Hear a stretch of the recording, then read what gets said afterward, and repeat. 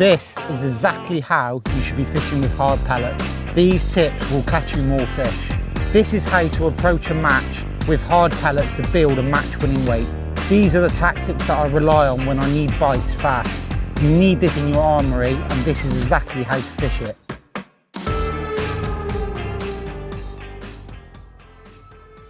Good morning. Now you're joining me here today at the absolute stunning Hillview fishery, where I'm going to be talking you through exactly how to build a match-winning weight fishing with hard pellets.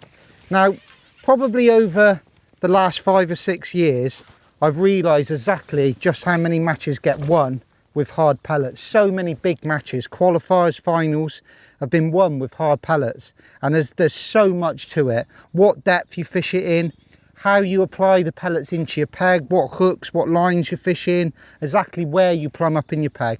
There's just so much to it.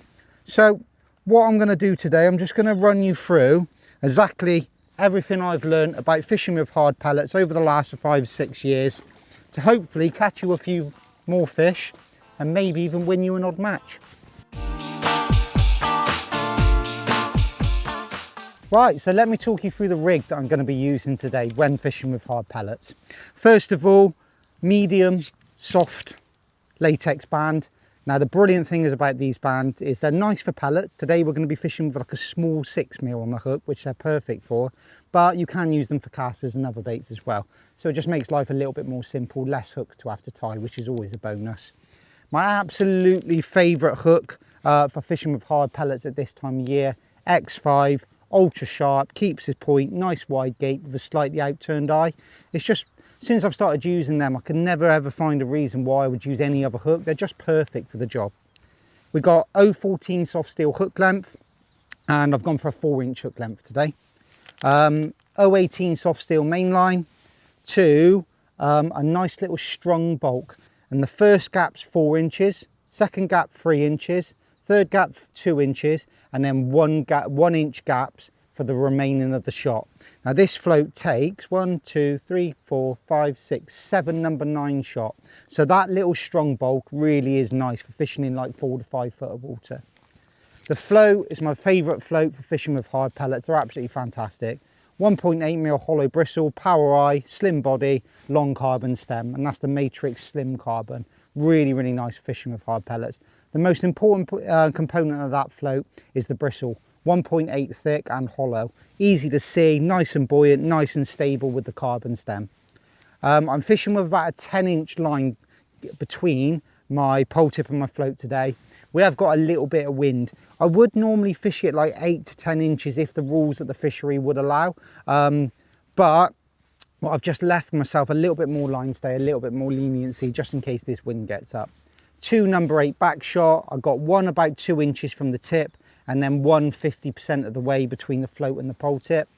The elastic I'm using is my absolute favourite elastic, 12 to 14 slick. It's just absolutely brilliant for fishing at commercials this time of year. Nice and soft when you're fishing for your F1s, but then if you do hook a decent sized carp, 6 to 8 pound, then it's got plenty of backbone to allow you to get it out. I've got a little matrix bead on there. It's the bead that you get on the super short Dacron connectors. All I've done is put it straight onto the elastic and reversed it. So the thinner end of the bead is actually sat just inside the bush. It's just really nice and neat. The pot I'm using itself is the medium matrix flexible toss pot with the sprinkle lid on, which I'll touch on a little bit more. 2 meter power top kit. I just love these top kits. That length of top kit in 2-piece is just by far the best top kit for all your commercial fishing. But yeah, quite a simple, all-round balanced rig. Just nice for fishing with hard pellets in the spring to summertime.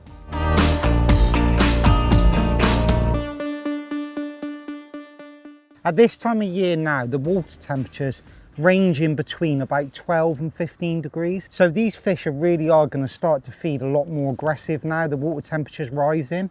So for me, fishing on a silt bottom at this time of year, it can be good, but I feel to catch a decent weight of fish, you're going to have to fish on a hard bottom, because the fish, when you get them feeding on a hard bottom, are just so much more easy to catch.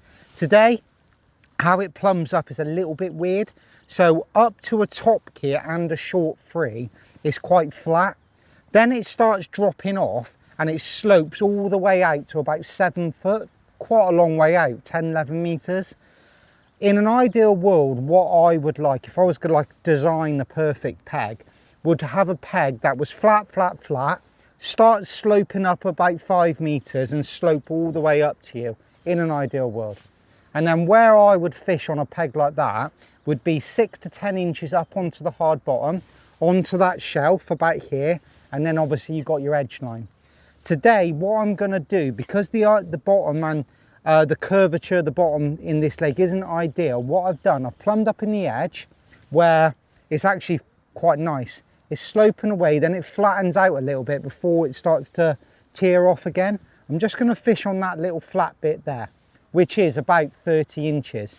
So what I've done with my line that I'm going to do in front of me, so I can pick any depth I want because it slopes from about 3.5 foot down to 7 foot. So I've just picked about a 4 foot line, which is a short top kit, a short 3 and a halfway up my number 4 section.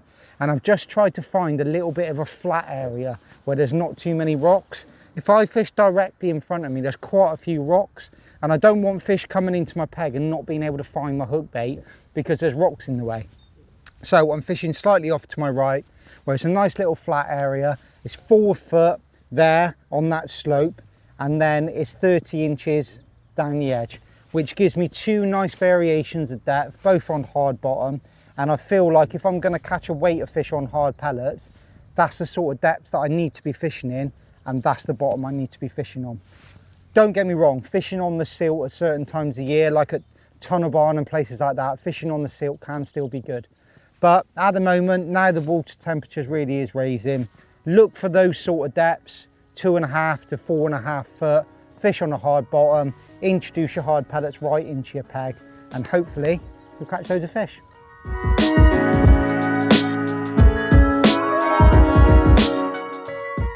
So, start of the session, we've plumbed up our 2 lines. We've got one in 4 foot, one in the edge in 30 inches, 2.5 foot.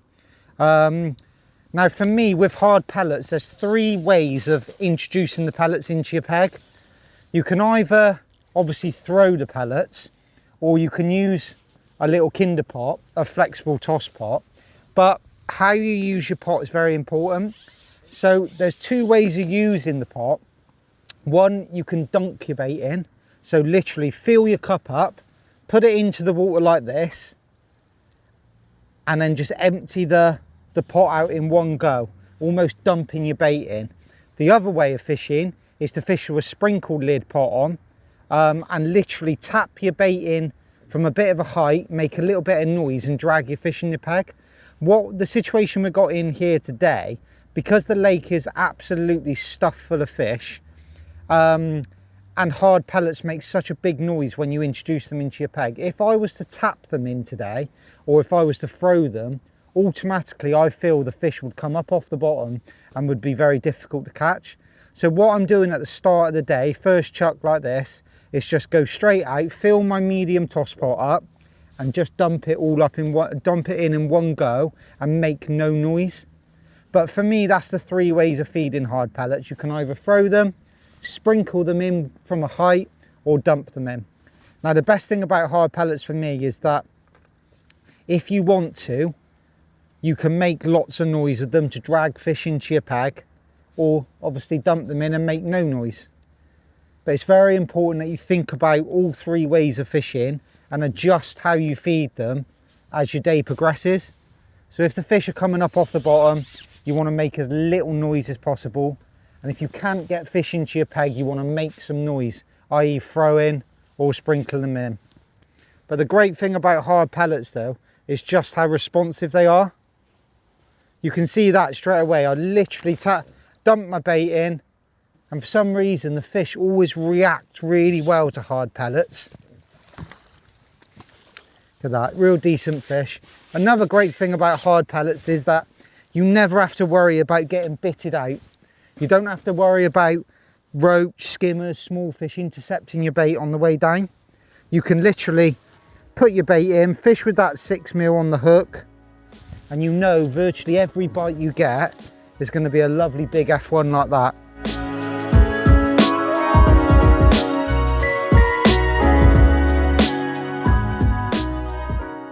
maintaining your peg is very, very important.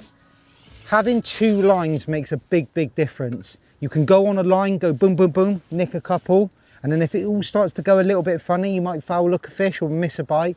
You can drop back in on your other line, do the same there, 2 or 3, and then just keep swapping, rather than trying to maintain and keep one line going the whole time. But because pellets are so instant and so attractive, even if you're not feeding the other line that you've plumbed up and fishing, you can literally go straight in and expect to get a response. So having 2 lines when you're fishing with hard pellets on a day like today really is important. I've started off there, I've caught 2 or 3 decent F1s, I've just caught a tench there. I'll have one more look just to see if I can catch another F1. If I don't get another F1, then I'll drop straight in the edge. No real need to prime it up and feed too much before you drop on it.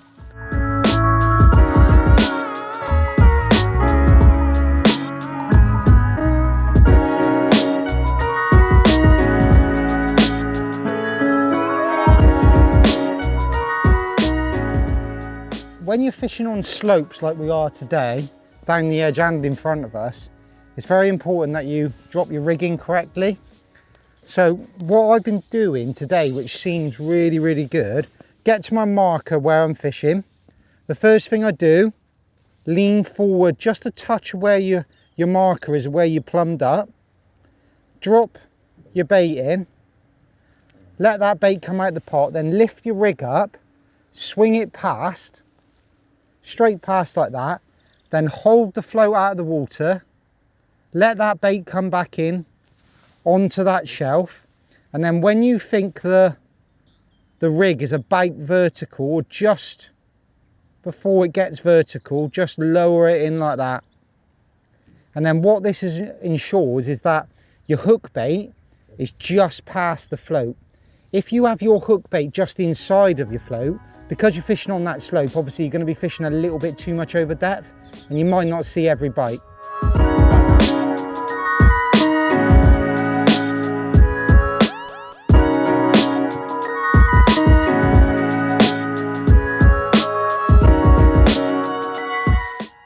One thing you will get with hard pellets is quite a few indications and quite a few line bites.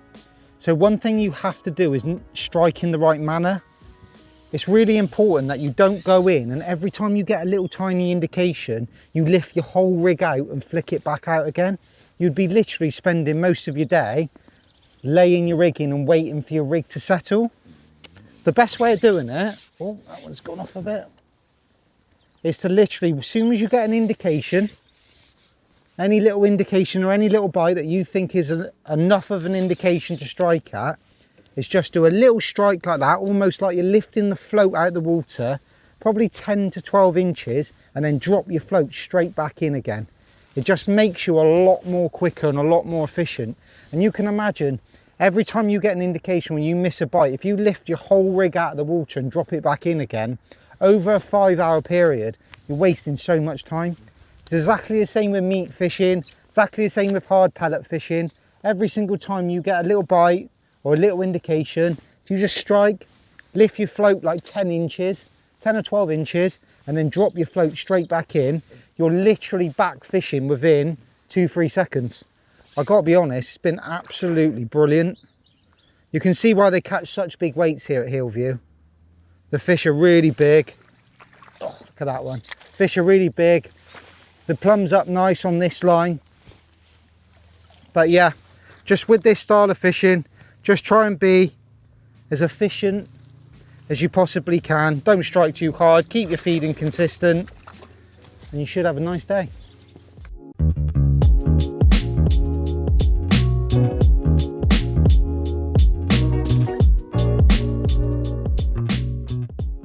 So I mentioned earlier that dumping my bait in, dumping my pellets in with a pot has been best today, because I really don't want to make noise. Because any noise I make today, the fish are just popping straight up off the bottom. I felt like now, this stage into the session, if we were to try and catch shallow, we probably would catch shallow. So making noise hasn't been good. But there is one way that you can feed your pellets by hand and make noise, but you still don't get the problem with foul looking, and that is feeding and making noise with your pellets by throwing them in, but not when the float's in the water.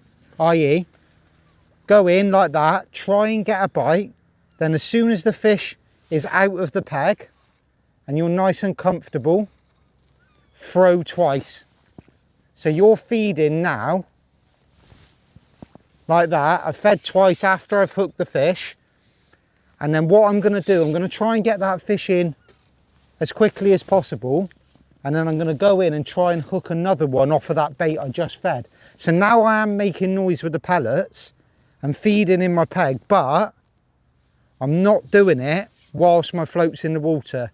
So any point now that the fish have popped up off the bottom,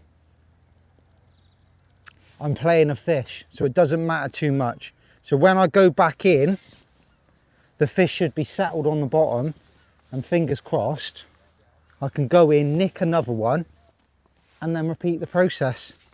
If you can catch in that manner,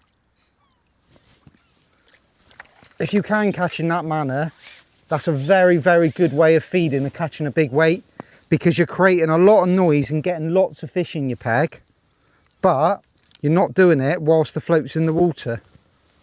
So I'll just try and get another one and then repeat that process exactly like what I've done there. So when you're fishing in this routine where you're feeding after you hook a fish and trying to hook another one before you feed again, it's a really good idea that when you're sat there waiting for a bite that you have some pellets in your hand, because if you get a nice quick bite, you want to get that out of your peg nice and quickly and then feed your bait. So I'm nice and ready. All I need now is just a quick bite, and then I can repeat the process. It's one little indication there. Right, so there you go. I've caught that one. I fed after I hooked it, got it in nice and quickly. I've gone in, I had a couple of little indications, and then I had a nice proper bite. So what I'm going to do, I'm going to feed again now. I'm going to try and get into that routine of going in, being able to hook one fairly quickly, and then feeding it after I've hooked one. So that's 2 ways of feeding today where you can avoid foul hooking fish and getting fish popping up off the bottom. Making noise with your pellets, but only feeding them and making that noise when you're not in the water, or fishing with a cup and dumping them in.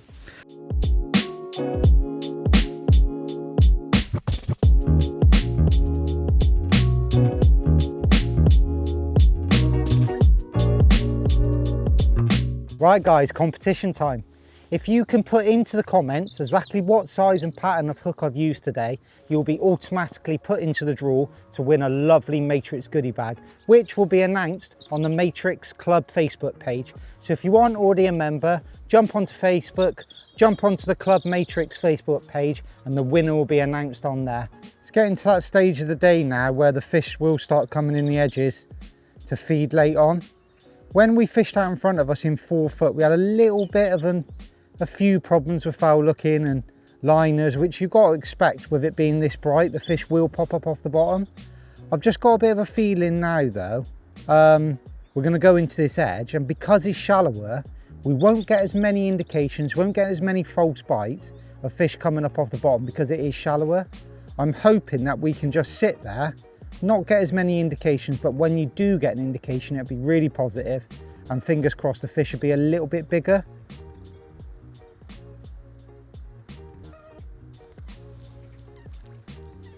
Well, there you go, that didn't take long. Literally sat there, fed my bait, sat there, nice and patient, hardly any indications, and it just absolutely flew under. And that feels a real decent fish. There you go, look at the size of that. A great big F1. There's absolutely loads of these in Hillview. Massive F1s, there's probably like 4 pounds. Might even be a touch bigger than that. But definitely 100% filling my pot up, dumping it in, laying my rig in away from the slope, dragging it back in, lowering it in. That's been good at 4 foot, and then I've just done it in the edge, and that's been brilliant as well. I've got a feeling now if I carry on fishing in the edge, I would just keep catching fishing like that. Just try and be consistent with the bait, fill your pot up exactly the same, go in, catch one, repeat the process. That's been really, really good today. I feel like the points that I've gone over today are the very basics of pellet fishing, hard pellet fishing, but it's the most important bits of pellet fishing. You get those sort of like 4 key things right, and you're just on to a winner straight away. You can adjust it and move things as you fish, but if you get those basics right, it's pretty much sure that you're going to catch some fish. Dumping today has been absolutely brilliant, not making any noise, but there could be other days where you have to sprinkle your pellets in or throw your pellets in to get some fish into your peg. But that has been absolutely a brilliant day's fishing. The fish are just immaculate, the fish are massive. I can see why they catch big weights here in the summer, and fishing like this has definitely got to be something you have in your armoury. But I've really enjoyed it today. We've caught a hell of a weight of fish, and I hope you guys enjoyed it as much as I have.